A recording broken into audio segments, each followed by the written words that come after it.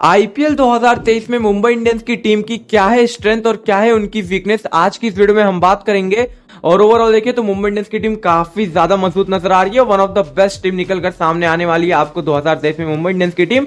और एक तरीके से कहें तो चलिए वीडियो को शुरू करता हूं। और मैं इस वीडियो में इंपैक्ट प्लेयरों के ऊपर बात नहीं करूंगा क्योंकि उसके लिए एक डेडिकेटेड वीडियो आने वाला है जिसमें आपको काफी सारी चीजें पता चलेंगी इंपैक्ट प्लेयर से रिलेटेड मुंबई इंडियंस की टीम में।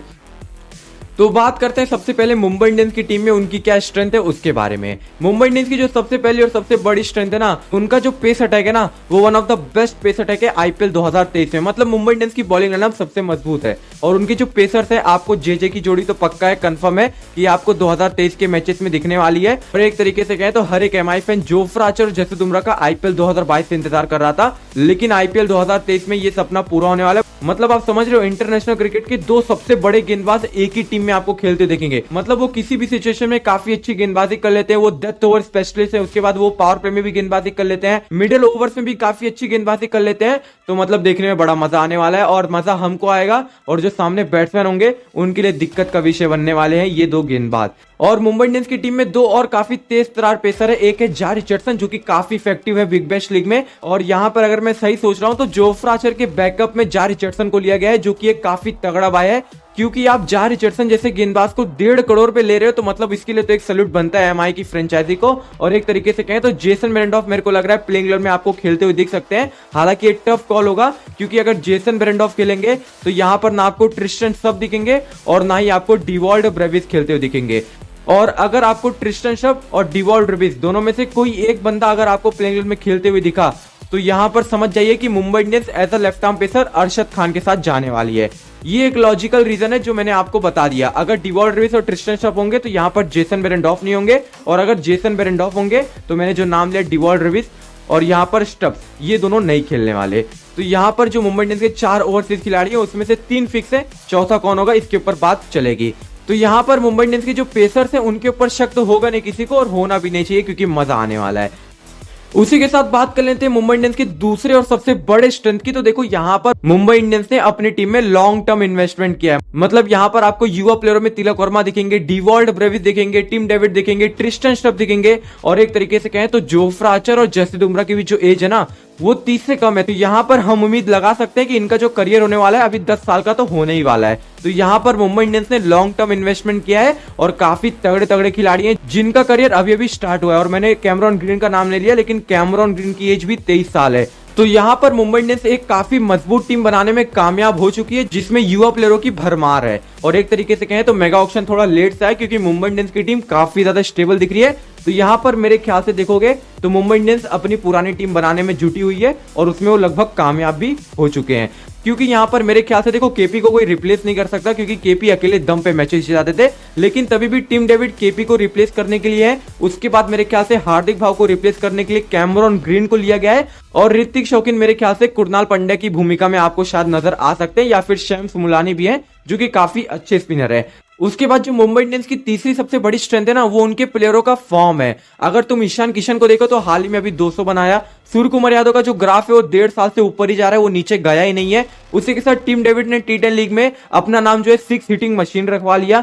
उसी के साथ देखो ट्रिस्टन स्टब्स और डिवॉल्ड ब्रेविस, इन्होंने भी हाल ही में काफी अच्छी पारियां खेली है। और खास करके डिवॉल्ड ब्रेविस की बात करें तो इन्होंने देखिए हाल ही में अभी 150 रन बनाए जो कि सबसे तेज है, क्रिस गेल का रिकॉर्ड तोड़ा है।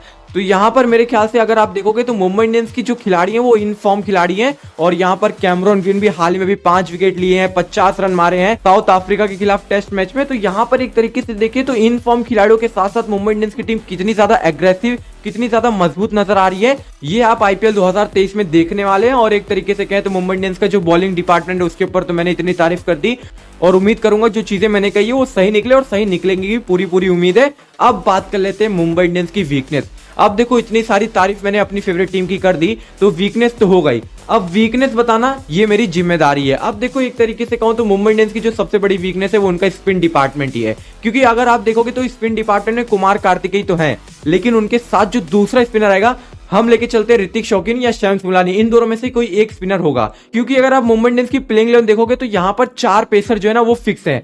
अब जेसन बेरेंडॉफ और अरशद खान में से जो भी खेलेगा वो भी एक पेसर ही है। उसके बाद कैमरॉन ग्रीन भी एक पेसर ही है। तो यहाँ पर एक तरीके से कहूं तो मुंबई इंडियंस की टीम में 4 पेसर है। तो यहाँ पर ये साफ साफ इशारा है कि वो 2 स्पिनर्स के साथ उतरेंगे। एक तो कुमार कार्तिकेय फिक्स है, दूसरे कौन से होने वाले हैं। अगर वो थोड़ी बल्लेबाजी मजबूत करना चाहते हैं तो यहाँ पर वो जाएंगे ऋतिक शौकीन के साथ, और अगर वो अपने स्पिन डिपार्टमेंट के साथ एक प्रॉपर स्पिनर के साथ जाना चाहते हैं जो काम चलाओ बल्लेबाजी कर लेता हो, तो यहाँ पर वो खिलाड़ी है शैम्स मुलानी। तो यहाँ पर इन दोनों में थोड़ा टक्कर होगा कि नंबर 7 या नंबर 8 के लिए मुंबई इंडियंस इन दोनों में से किसको चुनती है। ओवरऑल देखें तो दोनों खिलाड़ी काफी अच्छे हैं। मुंबई इंडियंस इंपैक्ट प्लेयर के थ्रू भी इनको रोटेट कर सकती है, ये भी एक बात हो सकती है, लेकिन तभी भी स्ट्रॉन्गेस्ट प्लेइंग 11 में तो मुंबई इंडियंस को 2 स्पिनर के साथ जाना ही पड़ेगा। उसके बाद पीयूष चावला, जैसे कि मैंने आपको बताया, एक एक्सपीरियंस स्पिनर है, और कुमार कार्तिकेय, ऋतिक शौकीन और शैम्स मुलानी के साथ अपना एक्सपीरियंस शेयर करेंगे। और मेरे को लग रहा है कि चेपॉक के स्टेडियम में जब चेन्नई से मुकाबला होगा मुंबई का, तब आपको पीयूष चावला की एंट्री होते हुए दिखेगी इंपैक्ट प्लेयर वाले रूल के तहत। तो यहाँ पर पीयूष चावला को देखने के लिए एक्साइटेड होंगे हम लोग भी। तो यहाँ पर मेरे ख्याल से मुंबई इंडियंस की प्लेइंग 11 में तो पीयूष चावला नहीं खेलने वाले, और देखो इसका एक रीजन भी है। आप उनकी फिटनेस को देखेंगे तो यहाँ पर एक बड़ी दिक्कत की बात होती है। तो यहाँ पर इस चीज को शायद एक्सेप्ट करना पड़ सकता है कि पीयूष चावला आपको प्लेइंग 11 में खेलते हुए नहीं दिखेंगे। उनको एज अ एक्सपीरियंस स्पिनर लिया गया है जो कि युवा स्पिनरों में अपना जो है ना अनुभव शेयर कर सकें। ओवरऑल देखें तो सारी चीजें वेल सेटल्ड है। उसके बाद एक और वीकनेस है जो थोड़ी सी मतलब इतनी ज्यादा चिंता का विषय नहीं है, लेकिन तभी भी जोफ्रा आर्चर और जसप्रीत बुमराह काफी लंबे समय के बाद आएंगे आईपीएल में। मतलब देखो जसप्रीत बुमराह का चयन अभी तक हुआ नहीं है श्रीलंका वाले दौरे पे, जो अभी ओडीआई और टी20आई की टीम आई है, दोनों में जसप्रीत बुमराह का नाम नहीं है। उसके बाद जोफ्रा आर्चर का शायद चयन हो गया, जो आने वाले इंग्लैंड की सीरीज है उसमें आपको जोफ्रा आर्चर खेलते हुए देखेंगे, लेकिन तभी भी काफी लंबे इंटरवल के बाद जोफ्रा आर्चर वापस आ रहे हैं। तो यहाँ पर लगभग 1.5 साल हो गए हैं उनको, तो यहाँ पर ये काफी लंबा इंटरवल है, लेकिन जोफ्रा आर्चर और जसप्रीत बुमराह के पास उस तरीके की काबिलियत है, वो अपने आप को बैक कर ही लेंगे।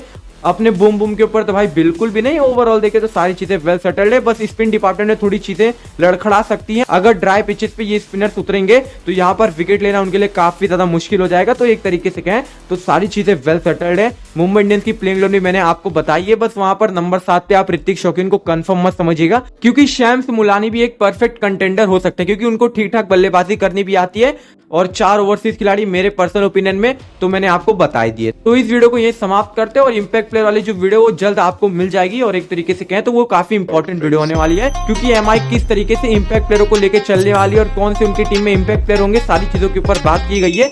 यहाँ तक देखने के लिए आपका बहुत बहुत धन्यवाद, और सब्सक्राइब कर देना, नोटिफिकेशन भी ऑन कर देना, ठीक है।